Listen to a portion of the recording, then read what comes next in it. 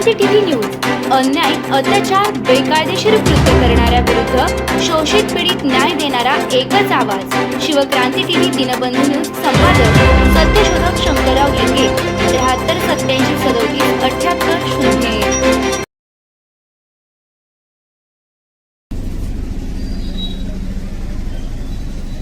इटालेमुळे सुप्रा साफ जसा नगरपालिकेत सुप्रा साफ झालाय तसा सुप्रा साफ आणि 10,000 मतं आपल्याला घेतलेत आहे. कशाला म्हणतात 10,000 बूथ लावायला म्हणतात. सुरुवात आहे 5 सीट निवडून 4-5 सीट निवडून सुरुवात आहे. अरे तीन खासदार, एक खासदारापासून भारतीय जनता पक्षाने सुरुवात केली. आपण बघितलं 5 वेळा पंतप्रधान भारतीय जनता पक्ष झाले. सातत्याने सलग 3 वर्षांनी पंतप्रधानपदी भारतीय जनता पक्षाचे मोदी.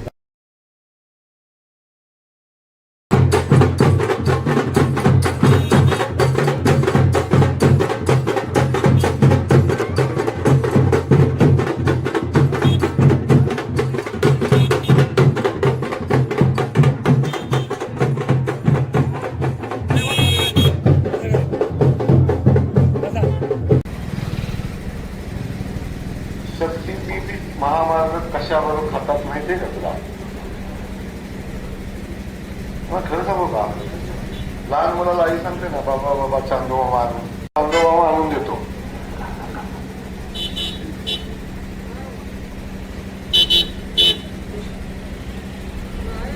शक्तीपीठ महामार्ग पूर्वी कुठून जात होता? सांगोल्याच्या पलीकडनं जात होता. वैरागवरून तसाच पुढे जात होता. तो महामार्ग जात असताना सांगोल्यातनं एक महामार्ग गेलेला आहे पूर्वी. नागपूर गोवा कोल्हापूर महामार्ग गेलाय आणि त्याला पॅरलल तो महामार्ग जातोय. म्हणून मी माननीय मुख्यमंत्री महोदयांना मागणी केली. मुख्यमंत्री महोदयांना सांगितलं की हा महामार्ग आमच्या माढा मतदारसंघातनं माढा मार्गे, माळशिरस मार्गे, सिंगापूर मार्गे, गोंदवले मार्गे, तो मायनी मार्गे, तो आष्टा मार्गे, ज्योतिबाच्या पायथ्यातनं खाल्लं, ज्योतिबाच्या पायथ्यातनं तो महामार्ग तसा चंदगडला गेला पाहिजे. अशा पद्धतीची भूमिका माननीय मुख्यमंत्री महोदयांच्याकडे मी मांडली. ती कधी मांडली सांगू? मी जॉबवरनं चाललो होतो, बरोबर त्यातनं वरून चाललो होतो. त्या महामार्गाच्या संदर्भात चर्चा होती. मी साहेबांना सांगितलं की साहेब, अशा पद्धतीनं महामार्ग गेला तर जिथं कनेक्टिव्हिटी आहे त्या ठिकाणी महामार्ग होण्यापेक्षा ज्या ठिकाणी त्याची आवश्यकता आहे, दुष्काळी भाग, मागासलेला भाग, त्या भागातनं हा महामार्ग गेला तर विकासाचे दारं उघडतील, या भागाचा विकास होईल. म्हणून त्या महामार्गाची मागणी मी केली. मुख्यमंत्री महोदयांनी अभ्यास गट नेमला, त्याची माहिती घ्यायला लावली, अधिकाऱ्यांना सर्वे करायला लावला. 3 वेळा बैठका झाल्या.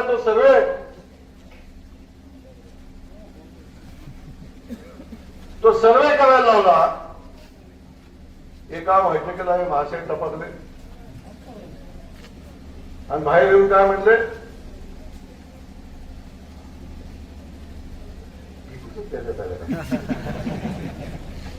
बाहेर आले म्हणले शक्तीपीठ महामार्ग इकडून आणायला सांगितलं विकासाचं. आता तुम्हाला खरं सांगू, या भागातनं तो महामार्ग गेला पाहिजे ही भूमिका माननीय मुख्यमंत्री महोदयांच्याकडे मांडली. आणि मुख्यमंत्री महोदयांना पटलं की हा जो हायवे आहे, हा सांगोलातनं जो हायवे जातो, नागपूर गोवा हायवे जातो, त्याला हा पॅरलल हायवे झाला. त्याच्यापेक्षा या बाजूने हायवे गेला तर या भागाचा विकास होईल. अशा पद्धतीची भूमिका मुख्यमंत्री महोदयांच्याकडे मांडली आणि मुख्यमंत्री महोदयांनी त्याला दुजोडा दिला आणि आता तो फायनल केला आणि त्या भागातनं महामार्ग चालला आहे. काय सांगू, अलीकडे अशी परिस्थिती झाली, वाजंत्र्याचं काय काम असतं वाजंत्री विसरून गेलं. वाजंत्र्याचं काम काय असतो? नवरदेवाला स्टेज पर्यंत आणायचं, सोडायचं. आमच्या बांधव इमानदारीनं काम करतात, वाजंत्री इमानदारीने काम करतात. ते नवरदेवाला आणतात, स्टेजवर सोडतात, नवरदेव स्टेजवर चढतो. आमचं हे वाजंत्री स्वतः स्टेजवर चढतात. काय करतील माणसं? आपण समजून घ्या. आता इकडचं काहीच होत नाही. म्हणल्यावर आता शक्तीपीठ महामार्ग आणला आहे, अशी परिस्थिती आहे. तर ह्या सगळ्या बाबतीत आपण विषय असेल, सगळे विषय आपल्या सगळ्यांच्या समोर असतील. मी आपल्याला एवढंच सांगेन, या सगळ्या विषयाच्या संदर्भात भारतीय जनता पक्षातनं आम्ही ताकदीने काम करतो. पालकमंत्री मी आहे. आता मला इथं आपल्याकडून प्रश्न विचारायचा आपल्याला की त्याला विचारायचा आहे. ठीक आहे, आम्ही विधानसभेत सोबत काम करतो, मंत्रालयामध्ये जातो, पालकमंत्री म्हणून माझ्याकडे असतील, आणखी मुख्यमंत्र्यांकडे जात असतील. पण इथं आल्यावर मुख्य आता हे मला चिठ्ठी दिली सांगा, या चिठ्ठी काय लिहिले पाहिजे का तुम्हाला? पालकमंत्र्यांना भेटल्यावर काय चर्चा झाली माहितीये का तुम्हाला? मी तुला आले की सांगा, पालकमंत्र्यांची चर्चा झाली, मग काय झालं सगळं?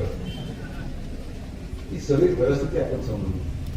माझी विनंती आहे किंवा माझं या सभेच्या निमित्तानं माझा विचार होता, 1 वर्ष झालं, 1 वर्षामध्ये आमदार फंड सोडून 1 रुपयाचं काम दाखवा मला. 1 रुपयाचं काम दाखवा. आमदार फंड सोडून 1 रुपयाचं काम अंतर दाखवा मला. 1 नया पैशाचं काम नाही, आमदार फंड सुद्धा नीट होतं. कशाचा काही जी चूक आपली या मतदारसंघाची झाली आपण समजून घ्या. जे दिसतं ते प्रत्येक पिवळं दिसतं ते सोनं नसतं, लक्षात ठेवा. म्हणजे जास्त पिवळं दिसतं ना ते बेंटेक्स असतं.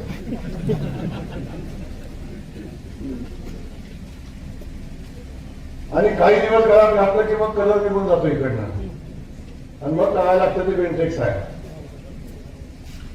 पण बेंटेक्स कळायला सुद्धा 2-3 वर्ष जातात, की एका वर्षातच कळालं.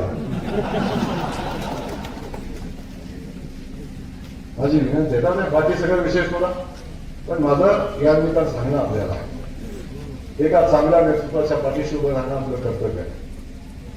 आता त्या कर्तव्याच्या भावनेतून मी आज आपल्याला सांगतो, आपण ज्या निवडणुका लढतो ती जिल्हा परिषदेची निवडणूक आहे, पंचायत समितीची निवडणूक आहे आणि भविष्यात ग्रामपंचायतीच्या निवडणुका होणार आहेत. आणि हे सगळे जे संस्था आहेत, या सगळ्या संस्था ग्रामविकास खात्याच्या अंतर्गत येतात. दादा समजा चुकून होणारच नाही तसं, या गटात तर बिलकुलच नाही. मी लीड सांगतो जाताना किती आहे, या गटात तर घडणारच नाही. पण चुकून काय अपघात झाला आणि या गटात कोण निवडून आलं, कुठेही निवडून आलं तरी अगदी ग्रामपंचायतीतलं कुठलंही काम करायचं म्हणजे अगदी आमच्या भगिनींच्या बाळपणापासून बाळ मोठं होण्यापासून स्मशानभूमीत जाईपर्यंत जे जे करायला लागतं ते सगळं ग्रामविकास खात्याच्या माध्यमातून होतं. गावात गटर बांधायचे,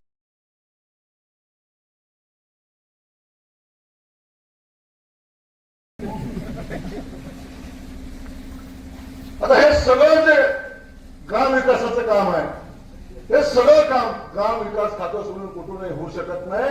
आणि उरलेलं काम होतं डीपीडीसीतनं. तिथं कोण आहे?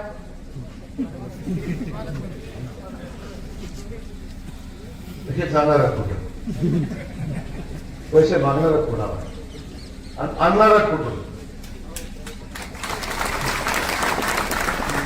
आणणार कुठून? 1 रुपयाचं काम कोण करू शकत नाही, ही परिस्थिती आहे. माझी विनंती आपल्याला, या सगळ्या परिस्थितीमध्ये या भागातल्या प्रत्येक कामाला न्याय देण्याची भूमिका आम्ही घेतली. अरे रणजित भैया आमदार असू दे नसू दे, पण मी आज सांगतो, या माऱ्याचा पालकमंत्री आमचा रणजित भैयाचा आहे. या मतदारसंघामध्ये जे लागेल भैया, डीपीडीसीत लागेल, जे लागेल, डीपी लागो, पोल लागो, रस्ता लागो, 25-15 लागो, नाही तर मुख्यमंत्री सगळं योजनेचं लागो, भैयानं सांगायचं, जयकुमार गोरेंग करायचं. जे लागेल ती ताकद उभी करू. माझी विनंती आहे, आता ग्रामविकास खात्याचा मंत्री म्हणून मी काम करतो, सोलापूरचा पालकमंत्री म्हणून काम करतो. सोलापूरची जिल्हा परिषद भारतीय जनता पक्षाची निवडून आली पाहिजे हे सांगण्यासाठी ज्योतिषाची आवश्यकता नाही. कोण म्हणतं आताच महापालिकेची निवडणूक झाली, महापालिकेच्या निवडणुकीचा निकाल लागला, आपण बघितलं कसा निकाल लागला. आमचे पत्रकार बांधव बसले तिथं, म्हणायचे 52 लागतील, 55 लागतील, 60 लागतील. मी पहिल्या वर्षी सांगितलं 75 लाख. कोण ऐकायला तयार नाही. आजच्या दिवशी योगेश मी सांगितलं 85 पार, म्हणजे असं कुठं काय असते, पालकमंत्री काय पण बोलतोय. झालं ना 87. अनेक लोक म्हणली भाजपचा सुप्रा 7 नगरपालिकेत झाला. काय झालं? सुप्रा 7 झाला. आपण बघितलं असेल, ज्या भारतीय जनता पक्षाचे 2017 साली फक्त 31 नगरसेवक होते. किती? 31 नगरसेवक आणि 2 नगरपालिकामध्ये भारतीय जनता पक्षाचा नगराध्यक्ष होते. ते पण कुठं? अक्कलकोटला.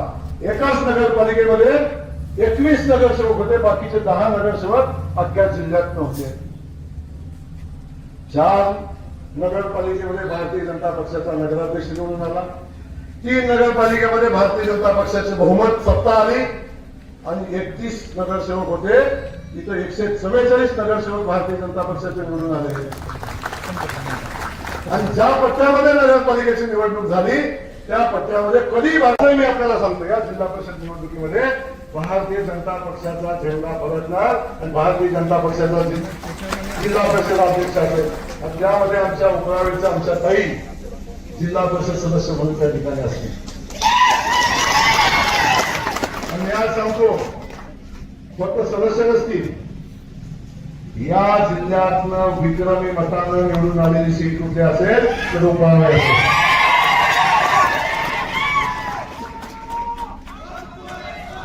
आज या गटातल्या सगळ्या लोकांना मी सांगतोय, आपण विक्रमी मतानं निवडून द्या. निवडून येण्याची शंकाच नाही मला. मी निवडून द्या म्हणायला आलोच नाही. तर मी आज एवढ्यासाठी आलोय की तुम्ही विक्रमी मतानं निवडून द्या. आमदाराचा 5 वर्षाचा फंड आणि माझा जिल्हा परिषद सदस्याचा 1 वर्षाचा फंड.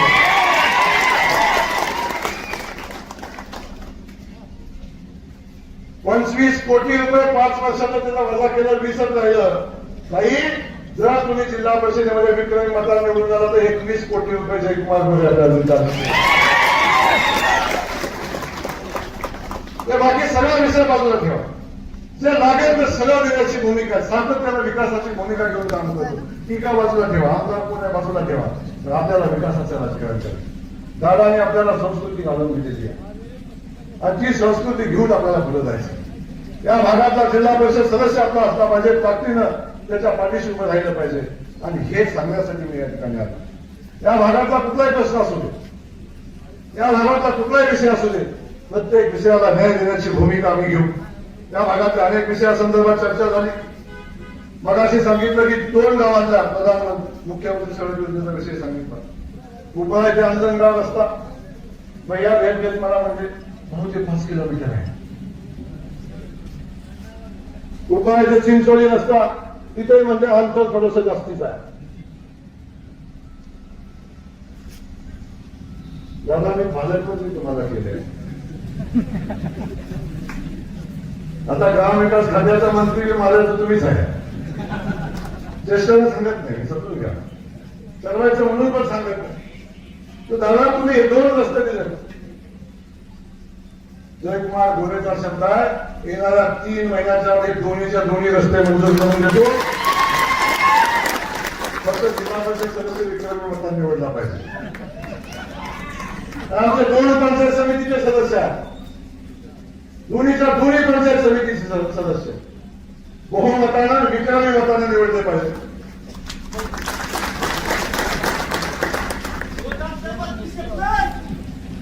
मला कुणी चित्त्या देणार, किती चित्त्या देणार. या दोन्ही पंचायत समिती सदस्य निवडून आले पाहिजे. आणि माझी खास करून भैया आपल्याला विनंती आहे, माढा तालुक्याला विनंती आहे.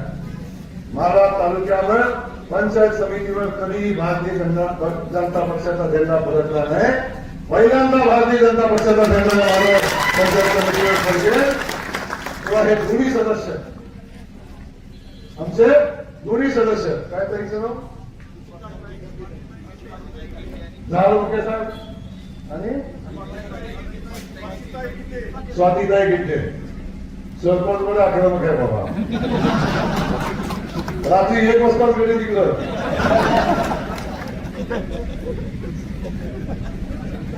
भाव करायला लागते सांगितलं. मी बघितलं, भावना मजबूत होती. लोकांच्या भावना होत्या, काम केलं तर सगळ्यांचं म्हणणं होतं. की पंचायत समितीचा उमेदवार काय असला पाहिजे. आम्ही योगेशला उभा केला होता, योगेशला तिकीट दिलं होतं. या लोकांचा भावना बघितला, मी योगेशला सांगितलं आपल्या आपल्यात मतविभाजन झालं नाही पाहिजे, योगेश तू थांब. योगेशला सांगितलं भाऊ तुम्ही सांगितलं आम्हाला आदेश मिळाला, आम्ही थांबलो.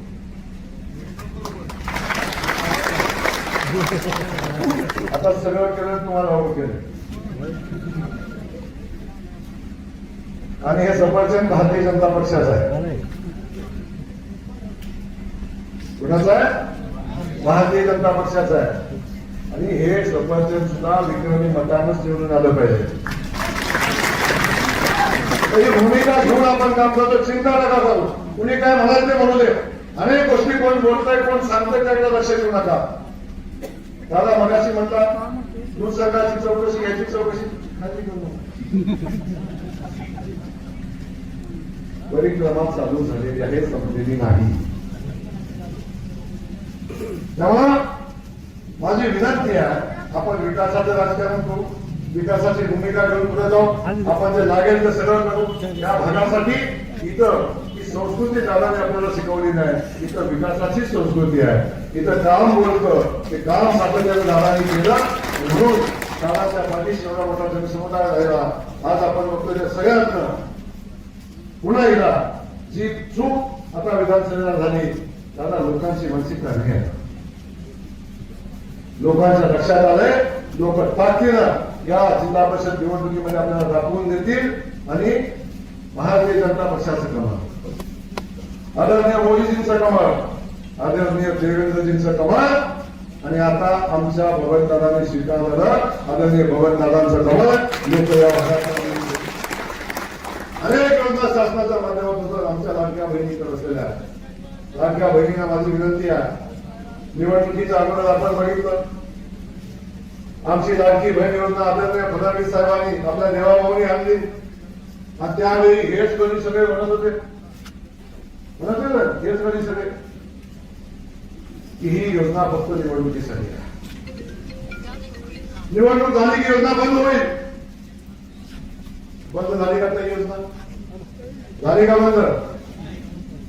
बाई 1500 रुपये महिन्याला देवाभाव तुम्हाला पाठवतो. सक्का भाऊ सुद्धा राखी पौर्णिमेला राखी बांधायला गेला तर 100ची नोट टाकताना बायकोचं 3000 रुपये.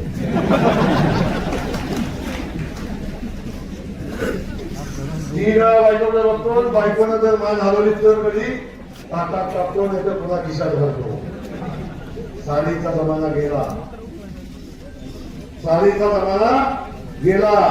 सक्का भाऊ सुद्धा विचार करतो वर्षात एकदा राखी पौर्णिमेला भावाला ओवाळणी देताना देवा भाऊ महिन्याला 1500 रुपये माझ्या बहिणीच्या खात्यावर पाठवतो आणि आमच्या बहिणीचा सन्मान करतो, बहिणीला स्वाभिमानानं उभं करतो.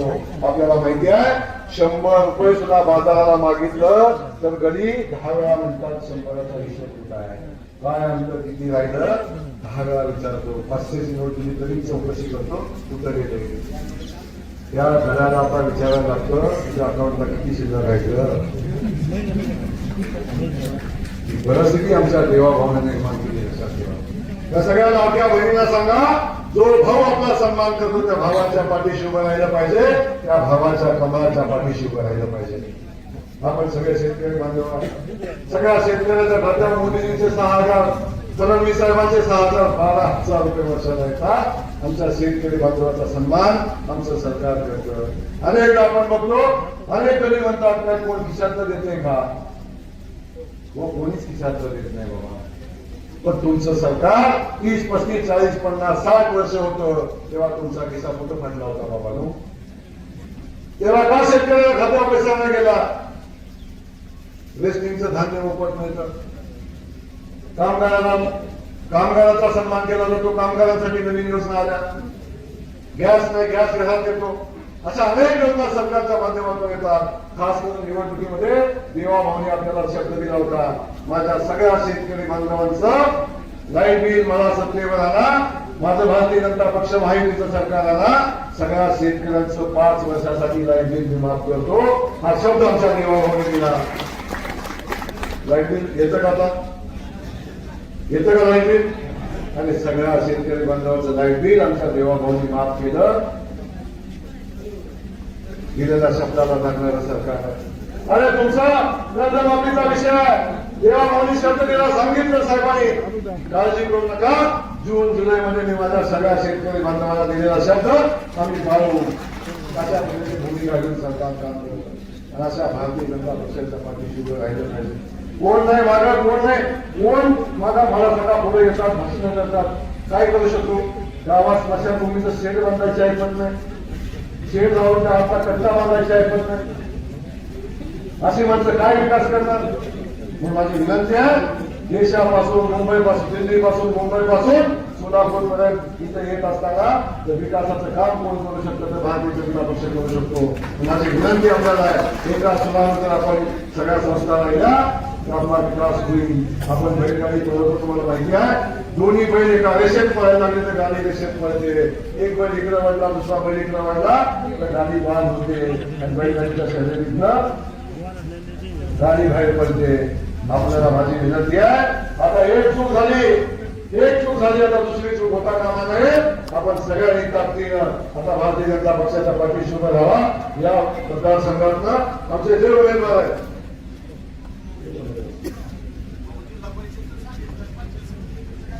पंचायत समितीने सांगितलं ना,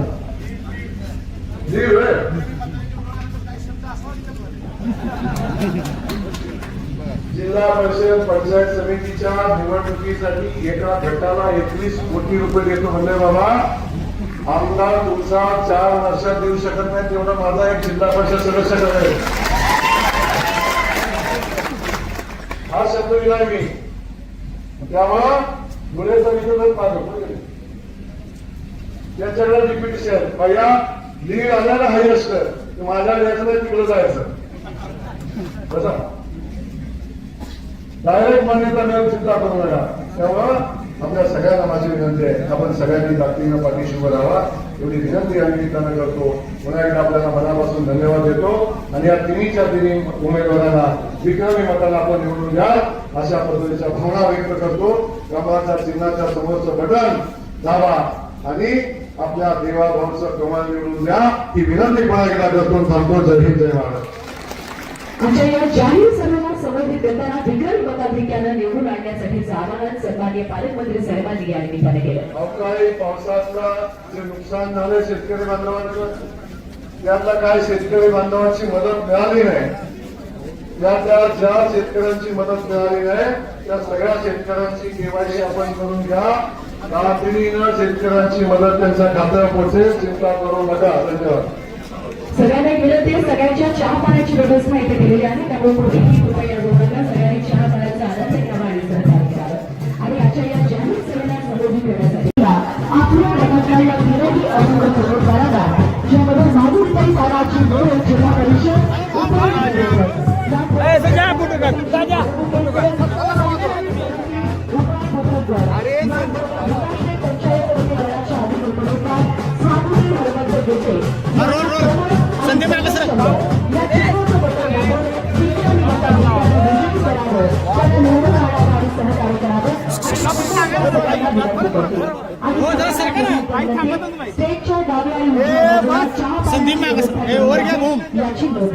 लावला का तू लावलंय त्याला हा चल झालं का माईक चालू बघा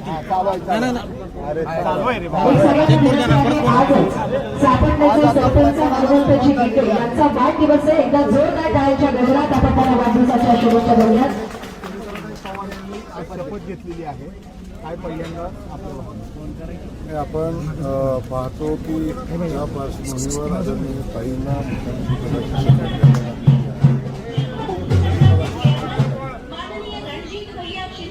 जरा बंद करा. तिकडे चालू आहे, बाहेर बाहेर चालू. आज वर घ्या ना, किती वेळा सांगा. नेत्राताई पवार यांनी शपथ घेतलेली आहे. परिस्थिती दुःखद आहे. अशा याच्यात शपथविधी झालेला आहे. काय काय भावना आहे? बरोबर आहे. ते बाजून घेतो शे बाजून घ्या. पक्षाला आधार देणं, त्यांच्या पाठीशी उभं राहणं एवढ्या सगळ्या भावना वर सोबत घेऊन ताईंनी आज उपमुख्यमंत्रीपदाची शपथ घेतलेली आहे आणि सगळे मिळून मनापासून त्यांना मुख्यमंत्रीपदाच्या त्यांच्या उपमुख्यमंत्रीपदाच्या कालखंडामध्ये त्यांच्या हातून खूप चांगलं काम व्हावं. दादांचे जे जे अपुरे राहिलेली कामं आहेत ते त्यांच्याकडून पूर्ण व्हावेत अशा पद्धतीच्या सदिच्छा मी या निमित्तानं व्यक्त करतो.